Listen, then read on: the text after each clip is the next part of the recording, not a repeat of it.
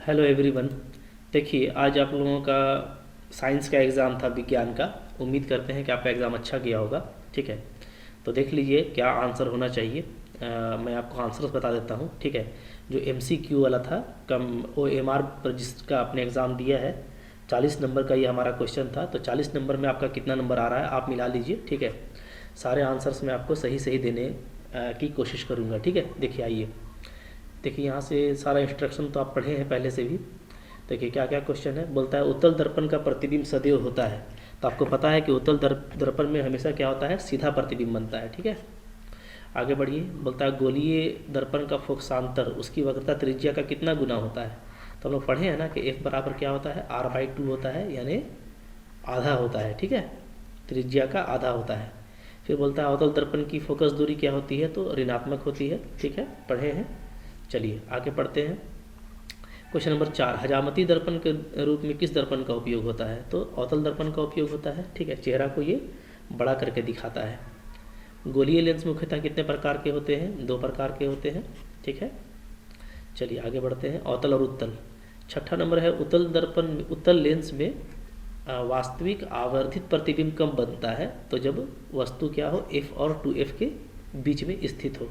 ठीक है, चलिए आगे बढ़ते हैं। बोलता है जब प्रकाश की किरण हवा से कांच में जाती है तो क्या होता है, मुड़ जाती है।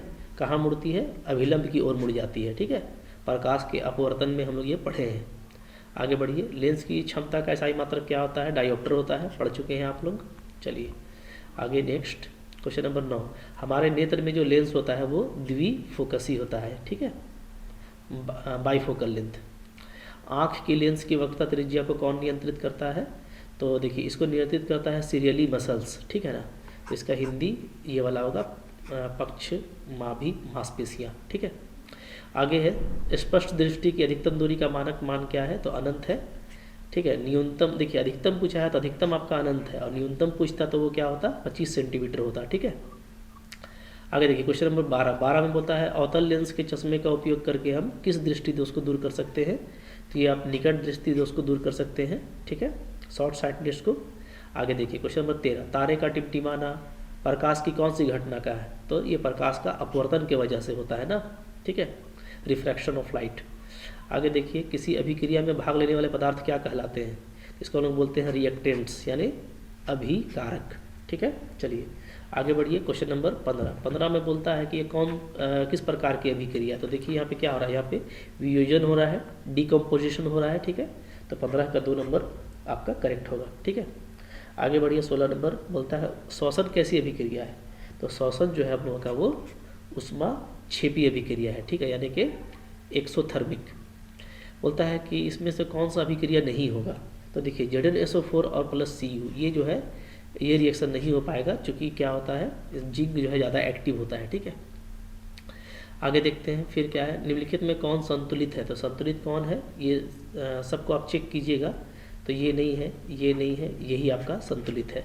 ठीक है, आगे बढ़िए। क्वेश्चन नंबर देखिएगा 19 में आप देखिएगा कि किसका अपचयन हो रहा है, यानी कौन ऑक्सीडाइज्ड हो रहा है। ठीक है, तो C कार्बन जो है वो ऑक्सीडाइज्ड हो रहा है, जबकि जिंक जो है वो क्या हो रहा है, रिड्यूस्ड हो रहा है। ठीक है, बोलता है कौन सा पदार्थ लाल लिटमस पत्र को नीला कर देता है, तो लाल लिटमस को नीला कौन करता है, क्षार।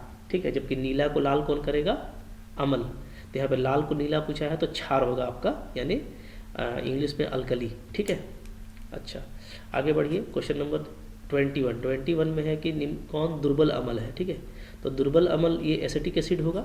ठीक है, ये दुर्बल अम्ल है, यानी ये पीक एसिड है। ठीक है, आगे देखिए अम्ल के जलीय विलयन में उत्पन्न होता है, कौन उत्पन्न होता है, H+ उत्पन्न होता है। ठीक है, पढ़ के रखे हैं।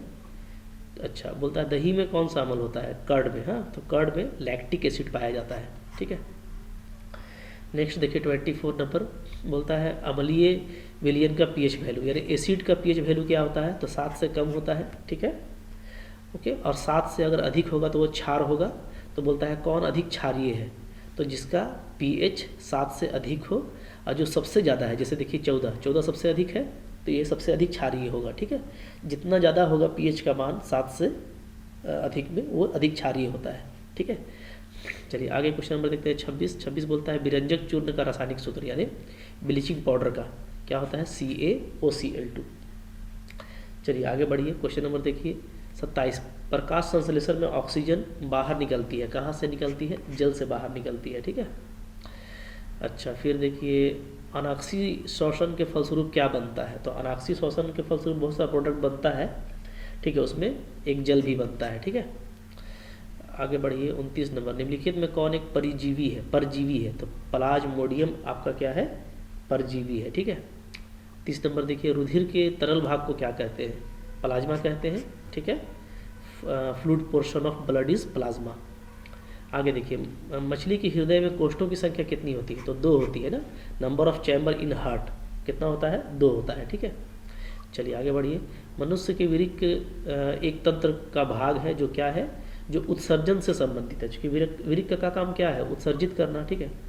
तो ये आपका क्या है? ये आपका उत्सर्जन से संबंधित है, यानी यहाँ पे आप बोल सकते हैं जो एक्सर्शन दिया है वहाँ से संबंधित है, ठीक है। मैग्नीशियम पाया जाता है, मैग्नीशियम कहाँ पाया जाता है? क्लोरोफिल में पाया जाता है, ठीक है। चलिए मुकुलन विधि द्वारा जनन होता है, किसका होता है? तो हाइड्रा का होता है ना, मुकुलन विधि द्वारा, ठीक है। चलिए आगे बढ़िए 35 नंबर। एड्स किसकी वजह से होता है? तो एड्स होता है विषाणु की वजह से, विषाणु यानी वायरस, ठीक है, वायरस की वजह से होता है। चलिए आगे बढ़िए 36 नंबर क्या बोलता है? पराग कोश में होते हैं, तो पराग कोश में देखिए परागकण होता है, ठीक है, नाम से ही ये आपको पता चल जाता है। ये मॉडल सेट में ये क्वेश्चन बहुत ही इंपॉर्टेंट था। 37 नंबर पूर्ण विकसित अंडाशय क्या कहलाता है? तो पूर्ण विकसित अंडाशय को हम लोग थल बोलते हैं, ठीक है। तो 37 का 1 होगा। चलिए आगे बोलता है अनवीकरणीय ऊर्जा स्रोत क्या है? यानी नॉन रीन्यूएबल, ठीक है। तो अनवीकरण कौन है इसमें? इसमें आपका कोयला है, ठीक है, चारों में। चलिए आगे बढ़ते हैं। फिर है आपका सौर ऊर्जा को जो सीधे विद्युत में बदलने वाली युक्ति को क्या कहते हैं? तो इसको सौर सेल कहते हैं, ठीक है, सिंपल इसका उत्तर है।